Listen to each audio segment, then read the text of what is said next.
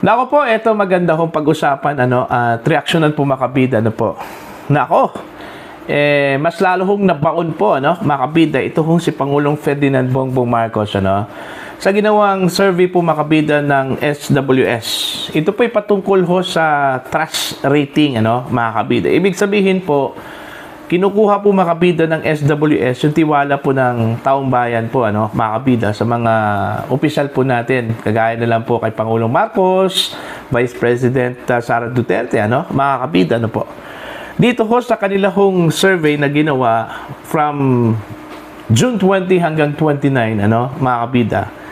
Lumabas po, na binaon po ni Vice President Sara Duterte, ito hong si PBBM, pagdating ho sa tiwala po ng taong bayan, mga kabida. Okay? Eto, babasahin ko muna ito hong post ng The Sun Star, Alright? Ang titulo po, mga kabida, SWS Survey.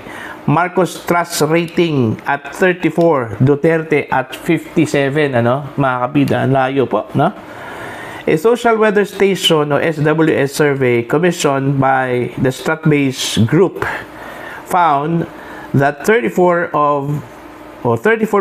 of Filipinos said they have much trusts in President Ferdinand Marcos Jr., while 45 expressed little trusts. Ang ibig sabihin po ng little trust po ng SWS survey po, makabida, is distrust yun, Okay? While 19% were undecided, mga kabida. Now, kung i-minus natin to, isa-subtract po natin, makabida, ito hong 34 sa 45, makabida. Ang lumabas po is negative 11. Okay? Actually, ang sabi po ng Sunstar, makabida, ito na daw yung pinaka record-breaking low na kuha po ng Pangulo, makabida, when it comes to trust ratings, Okay, since July 2024. Alright? And then, ang gaya na sinabi ko po, ang lumabas po is negative 11, mga kabida. While, dito ho, kay Vice President Sara Duterte, the same survey showed that 57% of respondents have much trusts in Vice President Sara Duterte, while 27% express little trust or distrust, mga kabida, and 15% were undecided. Now, kung ima-minus natin yung 57 at ito hong 27, ang lumabas po dito is 30. So, malaki pa rin. Positive 30 po, makabida, ito hong si Sara Duterte, makabida, pa. Okay, pero napapansin ko po, okay, ang karamihan ho sa mga post ng mga mainstream media, makabida, ang ipinalabas po nila, yung actual na ratings, like Sara Duterte 57 at saka Marcos 34, mga kabida, hindi ho katulad ng previous na mga posting, mga kabida, na subtracted na po, yung trust at saka distrust, mga kabida. Kaya ang lumabas is negative, sa panig po ni Pangulong Ferdinand Bongbong Marcos, mga kabida. Okay? So, ito, manifestation ito, mga kabida, na unti-unti na pong lumubog yung barko, mga kabida, ng Marcos administration. Alright? Malinaw po, mga kabida, na kahit na anong sabihin, kahit na anong gawin, ng Marcos administration, ni Pangulong Marcos, ito pa rin yung makukuha po niyang tiwala po mula sa publiko, mga kabida. Kaya nga, kini-question ko po, mga kabida, yung palagi hong sinasabi po, ni Undersecretary Claire Castro, mga kabida, na ang Pangulo daw ay nagtatrabaho, ang Pangulo daw ay walang tulugan, mga kabida, lahat ng ginagawa daw ng Pangulo is para sa bayan. Nasaan na po yun?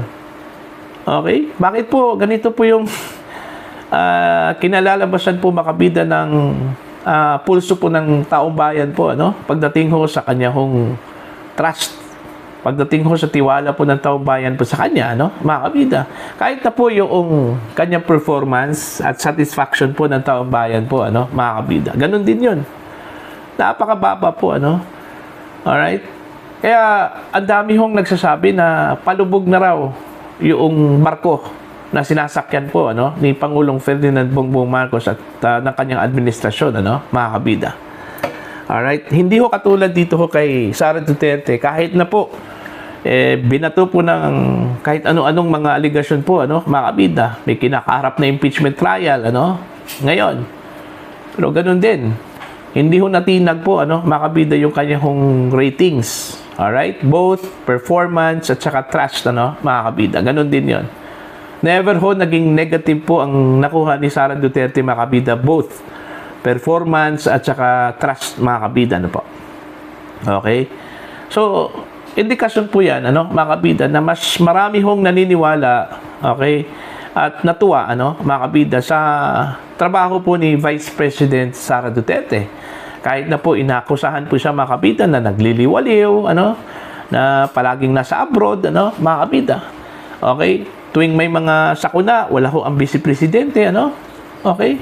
Actually, yung hindi ho pagpapakita po ng Vice Presidente, sometimes, mga kabida, hindi naman po lahat ng pagkakataon, Okay, sa mga panahon na meron pong emergency po, mga kabida, ang Pilipinas, hindi po yung sukatan, mga kabida, na hindi ho nagtatrabaho po ang Vice Presidente, Tsaka pangalawa, bakit hahanapin po ang Vice Presidente kung andyan po ang Pangulo po ng Pilipinas? Remember, spare tire lang po ang pangalawang Pangulo, mga kabida. Hindi ho pwedeng magpabida-bida ang Vice Presidente kung andyan po ang Pangulo. Okay? Tsaka hindi din yan ugali po ng Vice Presidente po, mga kabida, na magpabida-bida kahit nandyan po ang Pangulo, mga kabida. Ang tendency niyan ay masasapawan po yung Pangulo, kung andyan po siya, mga kabida, mas popular po ito hong si Vice President Sara Duterte kaysa dito kay Bongbong, mga kabida, po. Alright? Kaya hindi ho talaga nagpapakita yan si VP Sara panahon na kailangan hong magpakita po ni Bongbong. Okay? Kasi Pangulo po yan Kailangan siya po ang nasa frontline, mga kabida, hindi po ang Vice Presidente, po. Yun ang hindi ho maintindihan ng mga kritiko po ni Vice President Sara Duterte, mga kabida. Palaging hinahanap na saan na po ang Vice Presidente. Okay? Pag may baha, nasaan na po ang Vice Presidente? May bagyo, nasaan na po ang Vice Presidente? Okay? Mga ganung bagay po, mga kabida, na supposedly, ang Presidente po andyan. Hindi po ang Vice Presidente po, mga kabida, po. Okay? Kaya yun, kahit na po wala ang Vice Presidente, mga kabida, nagtatrabaho pa rin yung opisina po, Alright? Yun yung kaibahan po, mga kabida, ng Presidente at saka ng Vice Presidente, po. Okay? Ang Office of the Vice President, meron na pong sistema yan, mga kabida. Kahit na po wala ko si VP Sara, kahit na nasa malayo po, si VP Sara, pag may mga sakuna, may mga kalamidad, mga kabida, automatic yan. Okay?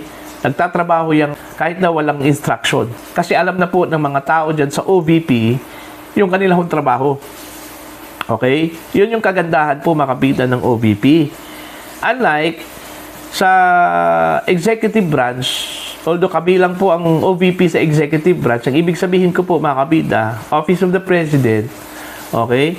Kung pagbabasihan lang natin yung obserbasyon in the past, mga kabida, pag may mga kalamidad, may mga emergencies, tsaka pa nagmi-meeting, okay? Tsaka pa naghahanda, Hindi ko katulad ng Office of the Vice President na handa na lahat. Deployment na lang po pagdating ho ng panahon, mga kabida, po. Alright? Kaya, mataas pa rin yung tiwala po ng taong bayan. Kahit na po binabato po ng samot-saring aligasyon po, mga kabida, ang Vice Presidente. Kasi kitang-kita naman po yung kanyang trabaho po, mga kabida, po. Okay? Marami hong natutuwa sa kanyang trabaho, Halos magkasama yan, mga kabida, yung performance, satisfaction, at saka ito hong trust. Kasi ganito yan. Pag wala hong trust po ang taong bayan, okay, sa isang leader, mga kabida, ang ibig sabihin yan, kahit paanong gawin yan, mga kabida, hindi ho matutuwa ang taong bayan sa ginagawa ng isang leader. Okay? Kasi wala ho siyang tiwala eh. Hindi ho nila ma-appreciate. Alright?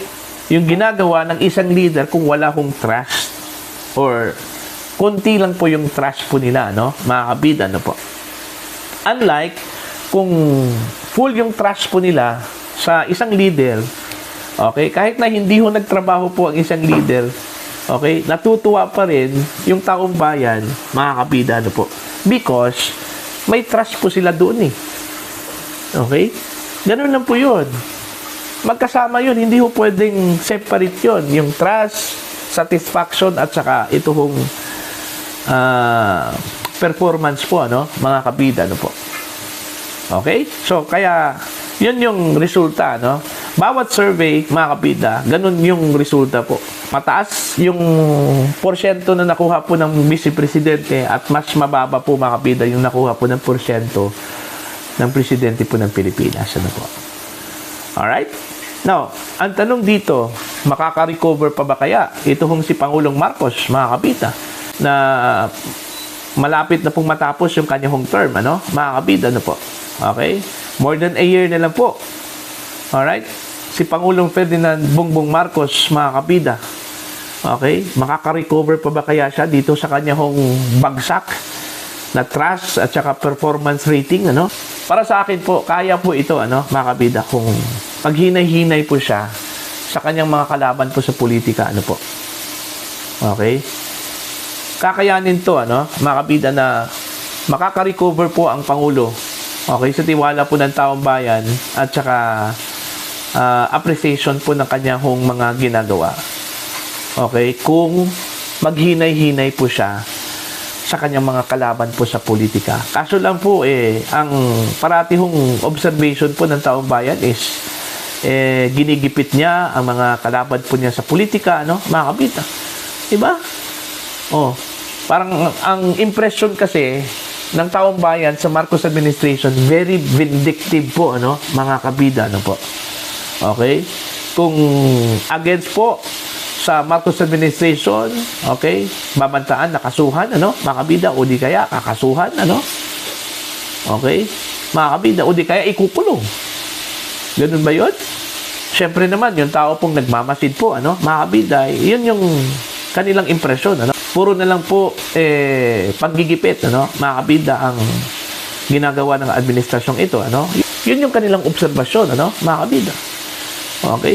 Kahit na po nagtatrabaho po ang Pangulo, ano, mga kabida, ang nasa isip po nila, okay, ginigipit po nila yung kalaban po nila sa politika, ano, mga kabida. O katulad na lang po ni Vice Presidente Sara Duterte, impeachment trial niya ngayon, ano, mga kabida.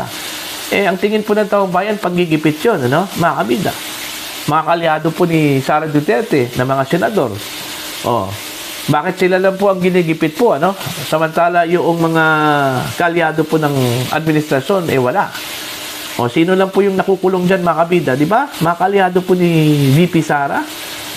Di ba? Wala hong nakukulong na kasama po o kalyado po, mga kabida, ng Marcos administration, ano? Except lang siguro ay Senator Bong Revilla, ano? Mga kabida, ano po? Pero, mga kongresista, ano? Mga kabida, wala.